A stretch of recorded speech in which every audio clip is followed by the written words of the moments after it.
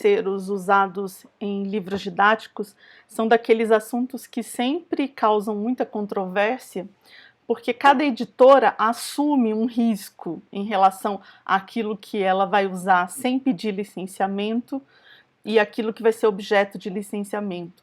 Como as editoras de didáticos ganham muito dinheiro com os livros didáticos, raramente conseguem licenciar textos sem pagar. E aí o orçamento que se tem, que a gente tem, né, como editor para cada obra, pode não ser suficiente para tudo que os autores querem. Isso é especialmente delicado nos componentes de língua portuguesa e de língua estrangeira, o inglês ou espanhol, porque o ensino da língua se faz muito em cima de textos que são chamados de legítimos, que seriam textos que circulam socialmente.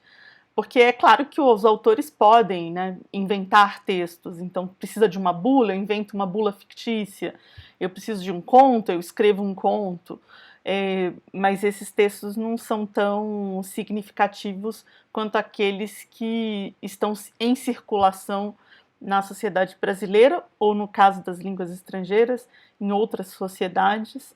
Então, esses autores estão sempre atrás de um texto já publicado para reproduzir na obra didática. E aí, toda a estratégia de uma unidade, se você tem uma unidade sobre, sei lá, o conto, todas as estratégias didáticas que estão ali construídas, elas foram construídas em cima de um texto. E aí, você não pode simplesmente mudar um texto pelo outro, sem alterar significativamente o original desse autor. Isso é um grande imbróglio. No meu caso, por exemplo, que sou autora de geografia, isso é menos grave, porque se o autor pediu uma reportagem sobre saneamento básico e ele indicou a reportagem XYZ e ela é muito cara, eu troco por outra reportagem sobre saneamento que permita que as estratégias didáticas que estão postas ali continuem valendo. E isso é muito mais possível, porque eu não estou atrás das escolhas de palavras que aquele autor fez, das estruturas da língua que aquele autor mobilizou. Eu estou atrás do que ele está dizendo, da explicação sobre saneamento. E aí você tem uma infinidade de textos que explicam aquele assunto de saneamento, né? Então é mais simples fazer uma troca pela outra, né?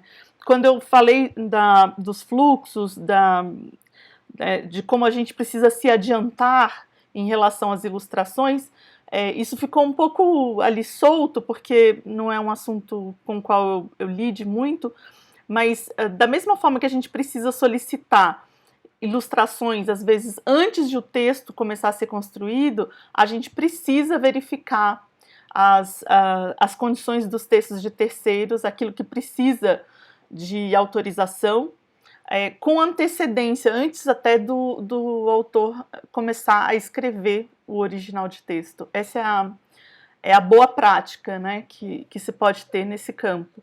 Porque aí, quando esse autor for escrever, ele já tem certeza de que aquele texto pode ser utilizado. Nesse sentido, essa aula também pode ser útil para alguns autores, porque o que eu vou falar basicamente é do que a lei prevê a respeito dos textos que são utilizados, né, que são reproduzidos em outras publicações. Na legislação, na lei de direitos autorais, há duas preocupações que nós precisamos ter. Uma é com direito moral do autor e a outra com direito patrimonial. Normalmente a gente só se preocupa com o direito patrimonial. Quanto que vai custar? O autor vai autorizar? Se ele já faleceu, os filhos, aqueles que estão responsáveis, né, pelo espólio, vão dar autorização. Tem autores que desapareceram, né, dos livros didáticos por conta da atuação dos herdeiros. Não entram em acordo, ou querem cobrar muito caro, enfim. A gente se preocupa muito com o direito patrimonial. Mas em didáticos a gente ainda tem problemas com direito moral. No artigo 24 da lei, eu já vou abrir a tela para mostrar para vocês como é que está isso lá, diz que os autores têm direito de serem reconhecidos como criadores de suas obras. E isso não é trivial, isso não é pouca coisa. Como empresa, a editora tem obrigação de verificar se o texto que está reproduzido na publicação dela é efetivamente do autor a que se atribui. Onde é que tem muito problema? Primeiro, em você pegar num blog, eu quero uma reportagem sobre a despoluição do Rio Pinheiros em São Paulo. Abre lá na internet e digita no Google, despoluição do Rio Pinheiros, e o primeiro texto que aparecer que satisfizer, bota no seu livro. Mas você precisa verificar se aquele texto é efetivamente daquele portal, porque o que tem de site na internet que vive simplesmente de reproduzir textos de outras pessoas para conseguir ganhar dinheiro com tráfego de pessoas lendo, né, o fluxo de pessoas lendo, não está no gibi. E nós temos obrigação, isso é uma obrigação da empresa, de verificar, de atribuir corretamente o autor do texto. Então, se aparecer, então pega um trecho daquele texto que apareceu, coloca entre aspas no Google e vê quantas ocorrências aparecem. Vai uma por uma, até você encontrar aquela que seja a mais confiável, a que atribui autor, que tenha, enfim, aquelas características que a gente conhece que são de um texto confiável, no fim é isso. Não tenho certeza, não consegui ter essa certeza. É o blog do Zezinho, do Guinho, do Luizinho. Não vai usar o texto. Se você não tem certeza quem é o autor do texto, não vale usar. A gente está com um problema desde que tem essa ferramenta da internet nos editoriais, que é o fato de que muita gente, e muita gente mesmo dentro do editorial, não tem mais livro físico. Então você recebe texto de autor, você recebe texto que já foi editado e que está atribuído a alguém, um texto sem que ninguém saiba de quem é aquela pessoa. Aí quando você pergunta do número da página, você vai saber que aquele trecho foi retirado de um site da internet, que aquela poesia foi retirada de um site da internet. A letra da música foi tirada daquele portal de letras do Terra, esqueci agora o nome. Gente, aquilo é abastecido por pessoas. Qualquer pessoa abre um perfil lá e coloca uma letra de música. Você tem que ir no site do cantor que gravou, do intérprete que gravou, ou do compositor, ou enfim, tentar encontrar o original. Alguém que tenha o direito patrimonial ou moral sobre aquela letra de música e que ateste. Não conseguiu, então não vai colocar. Não conseguiu a publicação onde está o trecho do texto, não tem número de página, não vai colocar aquele texto. Infelizmente o texto vai ter que cair. Porque direito moral é uma coisa muito séria. Você pode receber um processo que te tira do PNLD, porque como eu já disse, quando você tem um processo sobre direito patrimonial das obras, você precisa informar o FNDE. Você assina para o FNDE que você tem certeza de que tudo que está ali está correto. Então, quando aparecer um problema, isso te cria uma situação muito grave, né? Porque você assinou que estava tudo certo e de repente não estava tudo certo.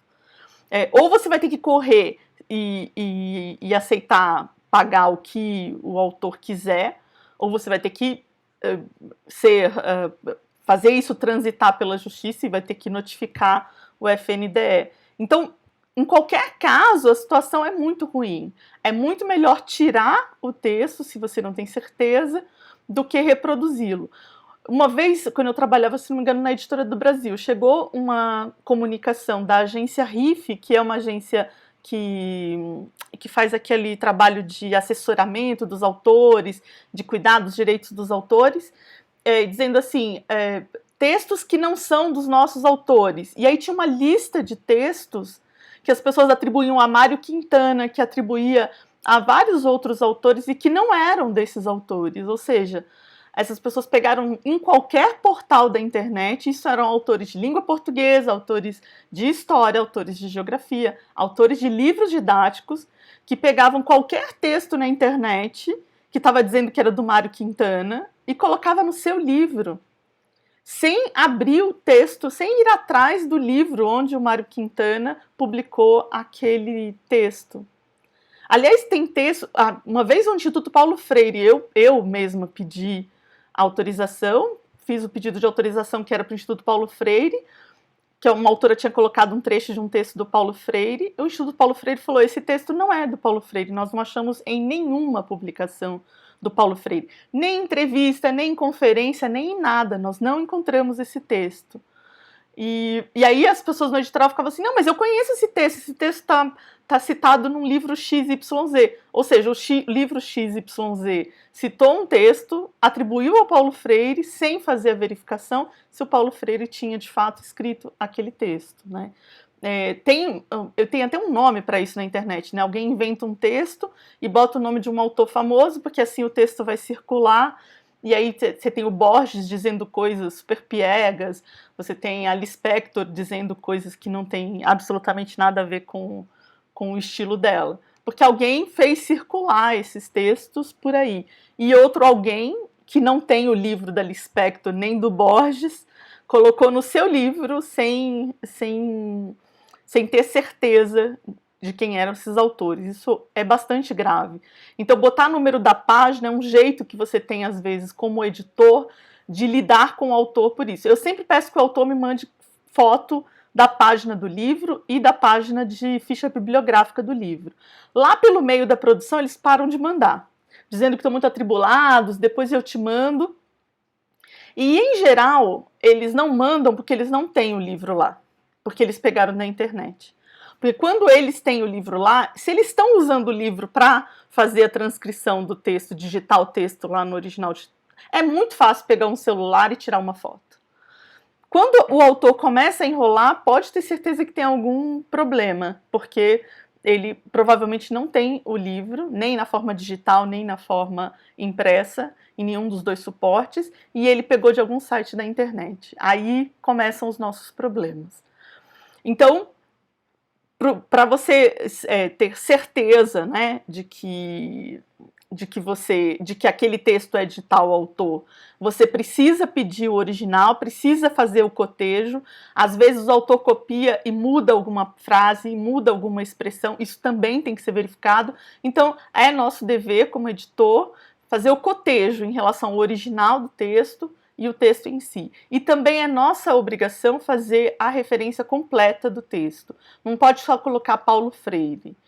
Tem aquele dramaturgo alemão do texto dos trabalhadores, que se agora eu sou péssima com nomes, ele também vive sendo atribuído às coisas e coloca simplesmente o nome dele. Não é só o nome.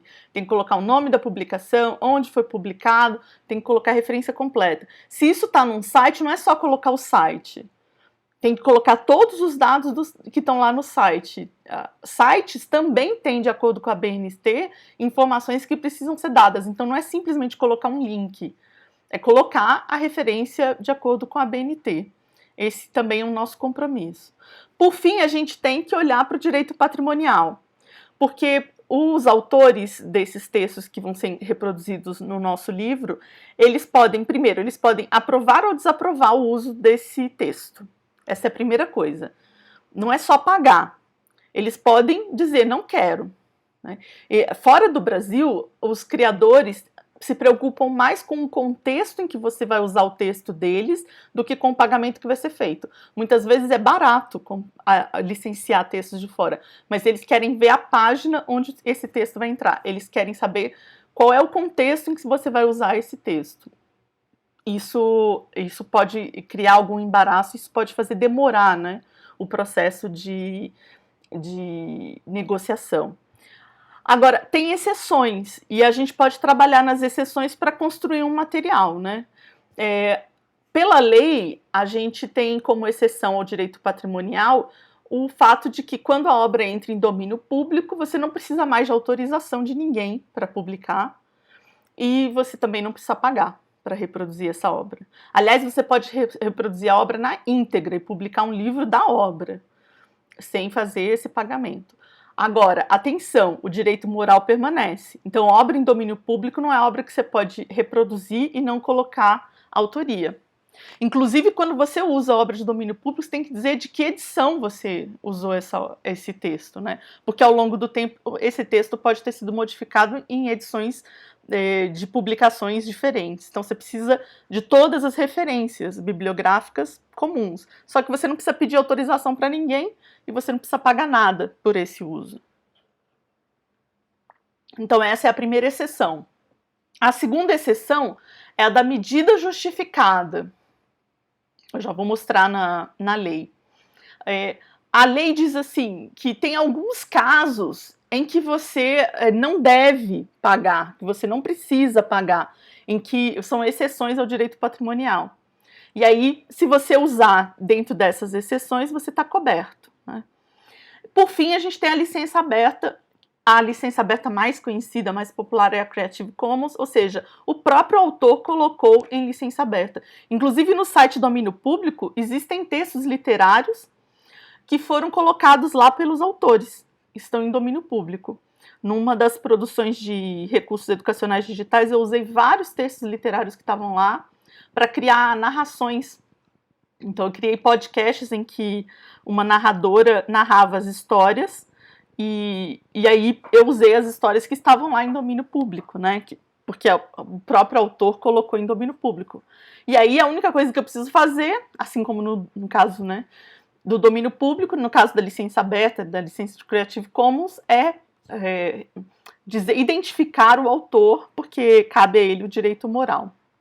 Então, vamos lá para a legislação, né? Eu vou mostrar para vocês o artigo 24, relativo ao direito moral, e o artigo 46. Né? A lei é a Lei 9.610, já falei dela em outras aulas, então não vou me repetir, nem vou colocar de novo o código QR. Ela atualizou, né, a legislação brasileira sobre direitos autorais, ela é de 98. Eu gosto de sempre ler aqui no site do Planalto sobre as leis, porque o que tiver de modificação vai estar riscado, vai estar alterado, então a gente sempre tem o texto mais recente, né, o texto que está valendo. Então vamos primeiro para o artigo 24. São direitos morais do autor. O de reivindicar a autoria da obra, o de ter seu nome, pseudônimo ou sinal convencional indicado como sendo do autor, o de conservar a obra inédita, se ele quiser, o de assegurar a integridade da obra, opondo-se a quaisquer modificações ou a prática de atos de qualquer forma possam prejudicá-la ou atingi-la como autor. Então, o autor pode recusar que você use a obra em algum contexto, porque isso, se ele entender que isso prejudica a obra. Isso foi o caso de uma música do Gilberto Gil, Parabólica Mará, que foi usada num contexto muito... Eu não me lembro exatamente como que foi, mas foi usado num contexto esquisito, para dizer o mínimo. E aí ele se opôs. Inclusive tem gente no mercado que disse que passou-se a cobrar mais pelo licenciamento, exatamente numa tentativa de fazer com que as pessoas usassem menos e ele tivesse menos dor de cabeça, porque parece que ele foi implicado nesse contexto que foi usada a obra, né? Então, a obra não pode ser modificada, vejam bem. Então, essa coisa de texto adaptado, isso é super comum em obra de primeiro a quinto, isso está errado. Ou eu uso o texto como o autor escreveu, ou eu não uso o texto. Eu não tenho direito de alterar nada no texto. Ah, mas é só uma alteração para a criança entender. Não tenho direito. A gente não tem direito de fazer modificações na obra, porque a gente não pode, a gente faz a modificação e atribui ao autor. Então a gente está atribuindo ao autor um texto que ele não escreveu. Se a gente não indica o autor, a gente está plagiando o autor, que é pior. Então, de nenhuma forma a gente pode modificar texto de terceiro. O que você pode fazer é omitir um trecho, né? Colocar entre colchetes, 3 pontinhos, ok. Mas mudar o texto que está escrito, não. E a atualização de código de escrita também precisa ficar atento, tá? Porque muitas daquelas coisas não são atualizações. Tudo bem, ideia com acento e agora sem acento, ok, tá coberto. Ninguém vai dizer que você modificou a obra. Mas aquele tipo de atualização que se faz de texto que é muito antigo, precisa ficar atento. Porque não é porque está em domínio público que o direito moral deixou de existir, tá? O direito moral segue existindo. Então, ele é inalienável, ele não se esgota, não tem um prazo para acabar o direito moral. O direito moral prevalece. O autor tem o direito de modificar a obra, então por isso que eu falei das edições, né? O autor pode fazer alguma atualização que é uma correção de erro conceitual, de alguma coisa. Então ele tem o direito de modificar a obra dele, né? E aí a gente precisa garantir que o que a gente está colocando, principalmente nos casos em que o autor muda de ideia ou ele, enfim, modifica alguma coisa que estava incorreto, se você não respeita, né, ele pode, de alguma forma, se opor a que você use. Então, às vezes, você manda o texto para aprovação, para autorização, e ele não vai autorizar porque você colocou uma edição muito antiga, exatamente de um trecho que foi corrigido, e ele já não quer mais que aquele anterior circule socialmente, é direito dele. Aí o de retirar de circulação, parará, o de ter acesso a um exemplar único e raro, quando está na morte de outro, parará, ok. Então, esses são os direitos morais do autor, né?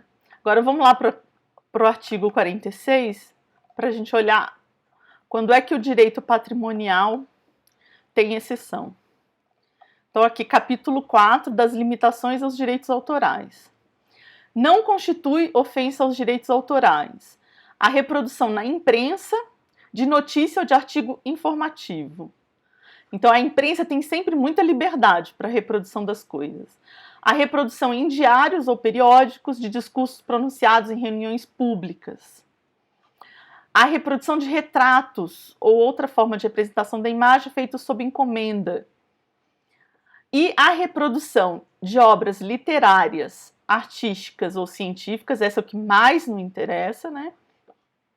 Para uso exclusivo de deficientes visuais, sempre que a reprodução sem fins comerciais seja feita mediante o sistema Braille ou outro procedimento em qualquer suporte para esses destinatários. Isso é muito interessante, né?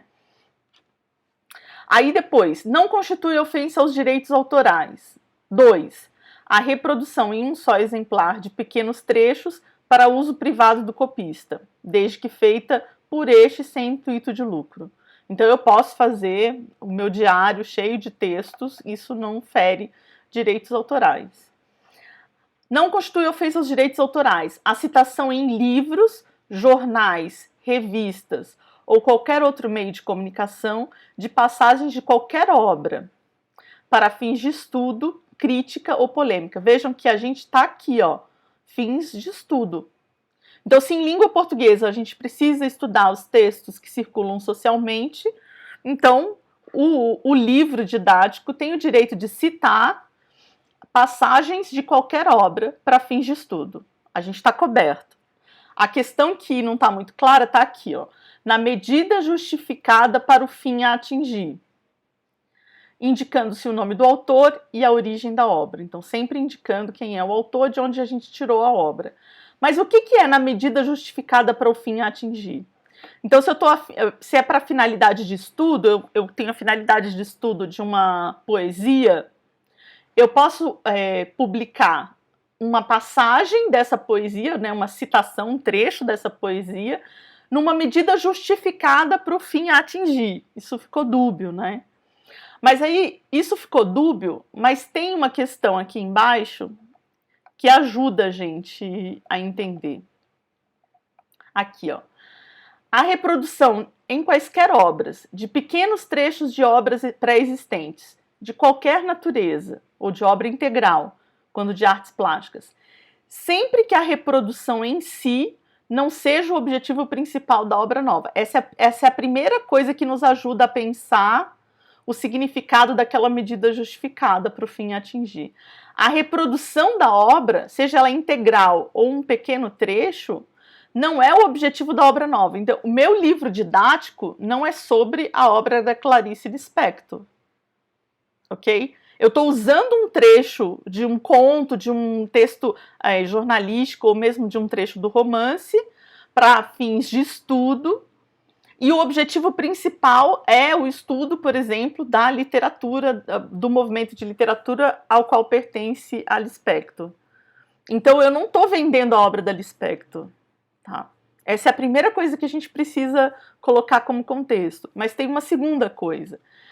E que não prejudique a exploração normal da obra reproduzida, nem cause um prejuízo injustificado aos legítimos interesses dos autores. Então, se eu tenho, por exemplo, um poema do Drummond, E aí eu pego o poema inteiro do Drummond e coloco no meu livro didático. Isso prejudica a exploração normal deste poema? Sim. Porque eu não vou comprar o livro com aquele poema para estudá-lo se aquele poema está inteiramente reproduzido no meu livro didático. Eu não vou comprar o conto, o livro que tem o conto, mesmo que o conto que está no livro publicado seja um dos muitos contos numa coletânea. Ainda assim, se eu vou estudar o Drummond por meio de um conto do Drummond, eu não vou fazer. Se o conto está inteiramente reproduzido no livro didático, eu não vou lá comprar o livro que contém o conto. Então eu estou prejudicando, a exploração normal da obra. E aí é que a gente precisa pensar nessa medida justificada. Não é de maneira acrítica seguir essa coisa dos 10%. Ah, 10%. Não, 10% não vale para tudo. Tá? Essa é uma medida aí que circula dentro dos editoriais, não sei de onde saiu, mas ok, se a editora que você está onde você está trabalhando usa, ok, você vai usá-la. Mas o que você precisa pensar é nisso daqui. Não é o objetivo principal da obra nova e não prejudica a exploração normal da obra. Chegou um momento nos livros didáticos que tinha tanto Paulo Leminski que você não precisava comprar a obra do Leminski. De tanto poema publicado. E aí as filhas dele começaram a cobrar mais caro, enquanto a ex-esposa administrava, os preços eram bem baixos. Quando as filhas entraram, ou não sei se por coincidência ou por uma ação deliberada delas, os valores ficaram mais caros. Mas, de alguma forma, a gente precisa entender que, claro, para nós editores, fala, nossa, eu tenho um orçamento pequeno e tenho um monte de coisa boa que eu quero colocar, e claro que eu quero colocar o Leminski. Mas a gente precisa pensar nisso também, né? No conjunto da coleção, quantas vezes você usou Leminski? Quantas vezes se usou Mafalda? Até que o Quino proibiu. Agora parece que voltou, porque eu comecei a ver de novo a Mafalda nos livros. Mas teve um período em que só os livros de espanhol podiam reproduzir a Mafalda, de tanta Mafalda que foi usada, né? E aí, você vai comprar o livro da Mafalda, se a Mafalda está em toda parte nos livros didáticos, precisa pensar nesse contexto, né? Se prejudica a exploração normal da obra. Então, letra de música, poema, textos que são muito curtos, não adianta você pensar que você vai tirar um trechinho, então tem 10 versos e eu vou usar só um verso. Não pensa assim. Pensa que esses textos que são menores, você pode dizer para o professor e para o aluno que esses textos vão ser usados na atividade, mas você indica, por exemplo, onde eles podem ler. Se, por exemplo, faz tempo que eu não mexo com a obra do Leminski, mas se o Leminski tem um site onde tem lá os poemas, bota o link do site do Leminski, né? Para você. Diz, olha, o poema tal do Paulo Leminski é perfeito para essa atividade. E aí você embaixo indica onde é que esse leitor pode encontrar esse poema, de preferência indicando quem tem o direito patrimonial sobre essa obra. Porque aí você está levando, né, esse leitor em contato com essa obra. Se é uma canção, por exemplo, uma canção do Milton, tem um site com os discos, com as letras. O Caetano também tem um site organizado com as letras, inclusive com links para cada letra. Vale a pena a gente ir atrás desses canais oficiais e indicá-los, né? Então você diz, a canção XYZ do Caetano Veloso discute isso e aquilo, leia a letra da canção ou escute se existe no canal oficial do YouTube desse artista a canção lá. Direcione o leitor do livro para esse material online. Porque ali, além de tudo, né, você está levando um tráfego de pessoas para esse autor, então é perfeito, né? E aí você não reproduz no livro aquele coisa. Ah, mas tem escola que não tem internet. Sim, tem escola que não tem internet. Sei lá, né? E aí o professor se entender que aquele texto é efetivamente muito importante, ele imprime na escola e leva para a sala de aula. Isso é uma prática super comum nossa de professores. A gente imprimir 10, 15, 20 cópias, botar os alunos em grupos para ler e usar o texto, e ler o texto em voz alta em sala de aula. Isso não é uma coisa estranha para nós. Agora, claro, se tem o dinheiro, aí você obviamente paga, né? Paga o que está sendo cobrado para utilizar, para reproduzir o texto. Mas o que eu vejo, não em língua portuguesa, mas o que eu vejo em geografia é muitas vezes a música da palavra cantada, ora, ora, bola, bola, bola, que supostamente ajudaria na alfabetização cartográfica, e depois tem um monte de perguntas de localização de informação de texto. Então, pagar pela reprodução daquela canção eu acho uma bobagem. Porque o que você está usando é para depois perguntar onde estava a bola, depois de passar pela América do Sul, para onde foi a bola. Bom, então, se é esse um uso tão rastaquera, eu acho que não vale pagar, né? Acho que é melhor dizer a canção tal, da palavra cantada, trabalha, barará, e aí você manda para o vídeo da palavra cantada no canal oficial da palavra cantada, e pronto, né? Resolveu o problema do licenciamento do texto de terceiros. Eu ainda queria falar um pouco mais sobre essa autorização, que são aqueles casos que não estão nas exceções e você efetivamente quer licenciar aquele texto, né? A primeira coisa que você precisa pensar é que pedir autorização não necessariamente implica pagamento.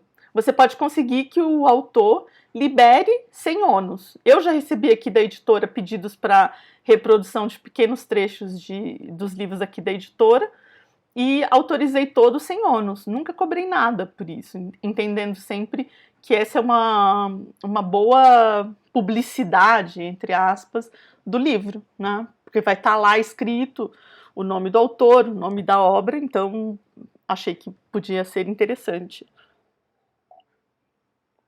E isso pode acontecer, né, com autores. Às vezes um autor célebre, assim, Arnaldo Antunes, te cobra um valor super baixo de licença, e um autor completamente desconhecido que fez uma música da água, que alguém usou e todo mundo quis usar essa música da água, cobra 8 mil reais, sabe? Então não adianta ter pré-julgamento. Escreve, pergunta, e já escreve perguntando se a pessoa autoriza, e no caso de autorizar, se ela quer que haja algum pagamento, de maneira muito transparente. A outra coisa que eu queria dizer para vocês é que muitas vezes as pessoas dizem assim, que essa obra tá em licença aberta, mas para uso não comercial apenas.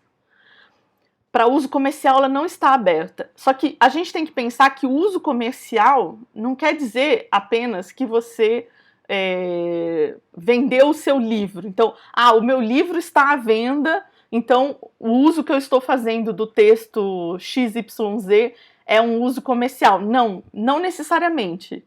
É que no caso de didática é difícil uma editora que vendeu 3 milhões de livros alegar que não houve uso comercial, né?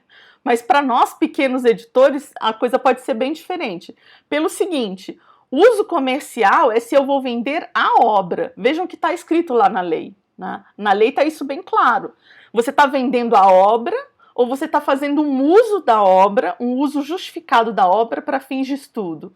Se eu estou fazendo um uso justificado da obra para fins de estudo, mesmo que eu esteja vendendo o meu livro, eu não estou vendendo a Lispector, eu não estou vendendo o Leminski, eu estou vendendo um estudo de língua portuguesa e que utiliza os textos da Lispector e do Leminski para fazer algum tipo de estudo. Então, o que a gente tem que pensar no uso comercial é se você prejudica ou não prejudica a exploração normal da obra. Porque uma coisa é você vender um livro que tem grafites, por exemplo. O seu livro é sobre grafites. Você está vendendo as obras de grafite. Agora, se você colocou uma foto de um grafite dentro de um livro didático, é diferente. É a mesma coisa com o texto literário, com o texto científico, com o texto acadêmico. Você colocou um pedacinho ali, um trecho, numa medida justificada para fins de estudo. Isso não necessariamente é o uso comercial dessa obra. Agora, se vender muito, aí começa a criar um contexto de que você ganhou dinheiro em cima dessa obra e que você deveria pagar, né? Então, esses são os aspectos que a gente precisa pensar quando estiver fazendo uso de um texto, da reprodução de um texto de algum outro autor. Não é preto no branco, efetivamente não é. Então, o melhor é ler a legislação e, na dúvida, não usa o texto, né? Elimina o texto do livro. Por fim, eu queria convidar vocês para verificarem, né, os textos de terceiros do material de vocês, se eles implicam autorização, se dá para trocar um texto que implica autorização por um texto que caiba ali naquelas exceções, tá? Eu sei que às vezes não dá, em língua portuguesa às vezes não dá, mas em outros componentes muitas vezes dá para trocar um texto pelo outro. Outra dica que eu dei lá nos áudios visuais e que cabe aqui é, se você, por exemplo, tem uma reportagem, trocar por uma reportagem de uma empresa, da Empresa Brasileira de Comunicações, né, porque esses textos por vezes estão em licença aberta, então você pode usar. Ou trocar pelo texto falado, então você pode procurar os podcasts, os áudios, né, desse material, e eventualmente esse áudio vai estar em licença aberta. Então, verificar as possibilidades, né, de você ter textos de terceiros sem pagamento e, se possível, sem pedido de licenciamento, porque também fazer o pedido pode atravancar a produção, porque às vezes os detentores dos direitos patrimoniais levam muito tempo para responder. Se eles não têm uma estrutura profissional, eles podem levar muito tempo para responder, e você vai ficar ali em stand-by esperando até saber se o texto pode ou não, e eventualmente isso já está em prova e o texto tem que cair. Então é bom fazer essa verificação quando ainda está na etapa de originais.